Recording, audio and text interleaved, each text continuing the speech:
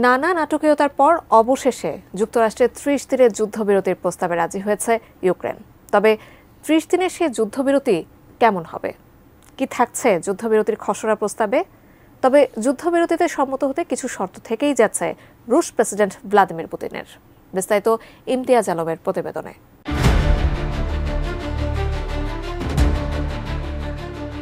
Saudi আরবের জেদ্দায় অনুষ্ঠিত হয়েছে ইউক্রেন যুদ্ধ নিয়ে শান্তি আলোচনা। সেখানে যুক্তরাষ্ট্র ইউক্রেনে ৩০ দিনের যুদ্ধবিরতির প্রস্তাব উত্থাপন করেছে। উত্থাপিত যুদ্ধবিরতির প্রস্তাব অনুযায়ী পুরোপুরি যুদ্ধবিরতির বিনিময়ে ইউক্রেনের জন্য মার্কিন সামরিক সহায়তা ও গোয়েন্দা তথ্য সরবরাহ পুনরায় চালু করবে যুক্তরাষ্ট্র। গেল সপ্তাহে উত্তপ্ত বাদানুবাদে ওভাল অফিসের আলোচনা ভেস্তে যাওয়ায় ইউক্রেনকে সামরিক সহায়তা ও গোয়েন্দা তথ্য সরবরাহ বন্ধ করে দিয়েছিল যুক্তরাষ্ট্র।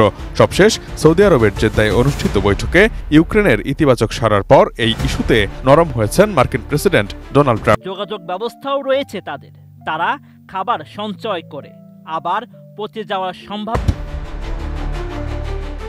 আলোচনায় ইউক্রেনের প্রেসিডেন্ট ভলোদিমির জেলেনস্কির প্রধান চাওয়া ছিল ওয়াশিংটন রাশিয়ার আগ্রাসন থেকে রক্ষা করে কিয়েভের নিরাপত্তা নিশ্চিত করবে। তবে যুদ্ধবিরতি ইস্যুতে দুই পক্ষের ঐকমত্যে পৌঁছানোর পরেও ইউক্রেনের এই নিরাপত্তার নিশ্চয়তা নিয়ে কোনো কথা শোনা যায়নি। বিষয়টি তাই নজর এড়ায়নি ইউরোপীয় নেতাদেরও। ফরাসি প্রেসিডেন্ট ইমানুয়েল ম্যাক্রো নিরাপত্তার নিশ্চয়তা না পেলে ইউক্রেনকে কোনো চুক্তিতেই না যেতে ইঙ্গিত দিয়েছেন।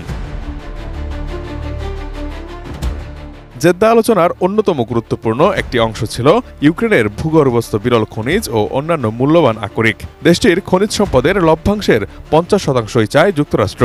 এই ইস্যুতেই ভেস্তে যাওয়া ওভাল অফিসের আলোচনা নতুন গতি পেয়েছে জেদ্দায় সৌদির মধ্যস্থতায়।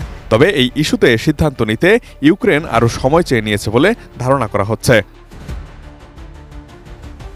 যৌথ এক বিবৃতি অনুযায়ী যুদ্ধবিরতির মধ্যে থাকবে যুদ্ধবন্দীদের বিনিময়, আটককৃত বেসামরিক নাগরিকদের মুক্তি এবং জোরপূর্বক রাশিয়ায় স্থানান্তরিত ইউক্রেনীয় শিশুদের ফেরত পাঠানো। জেদ্দায় ইউক্রেন যুক্তরাষ্ট্র আলোচনার পর ট্রাম্পের পররাষ্ট্রমন্ত্রী মার্কো রুবিও বলেছেন, বল এখন রাশিয়ার কোর্টে। এখন ভ্লাদিমির পুতিনের সামনে তাই দুটি পথ খোলা। হয় তিনি একটি সাময়িক যুদ্ধবিরতিতে সম্মত হবেন, না হয় নতুন ট্রাম্প প্রশাসনের সঙ্গে সম্পর্কে আরও অবনতি ঘটানোর ঝুঁকি নেবেন। তবে রাশিয়া যুক্তরাষ্ট্রের কাছে ইউক্রেন যুদ্ধ সমাপ্তি ও ওয়াশিংটনের সঙ্গে সম্পর্ক পুনঃস্থাপনের শর্ত হিসেবে একটি দাবি দেওয়ার তালিকা দিয়েছে। বার্তা সংস্থা রয়টার্স জানিয়েছে, ক্রেমলিনের শর্তগুলো বেশ বিস্তৃত এবং পূর্বে ইউক্রেন, যুক্তরাষ্ট্র ও ন্যাটোর কাছে উপস্থাপিত দাবিগুলোর মতোই।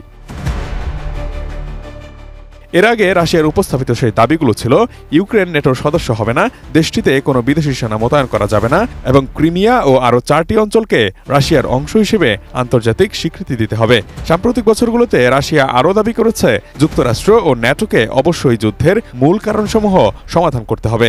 এর মধ্যে একটি মূল কারণ হল ন্যাটোর পূর্বমুখী সম্প্রসারণ। ওয়াশিংটন, কিয়েভ ও মস্কোর মধ্যে 2022 সালে ইস্তাম্বুল আলোচনায় রাশিয়ার দাবি ছিল, ন্যাটোর সদস্য পদের আশা ত্যাগ করে স্থায়ীভাবে ইউক্রেনকে পরমাণু অস্ত্রমুক্ত রাষ্ট্র হতে হবে। একই সাথে ইউক্রেনকে সহায়তার ক্ষেত্রে অন্য দেশগুলোর উপর রাশিয়া ভেটো ক্ষমতার প্রয়োগ করতে পারবে। তবে আনুষ্ঠানিকভাবে রাশিয়ার পক্ষ থেকে এই শর্ত না দেওয়া পর্যন্ত যুদ্ধবিরতির আলোচনা উভয়পাক্ষিক অগ্রগতি পাচ্ছে না। Imtiaz Alam, desk report, ATN news.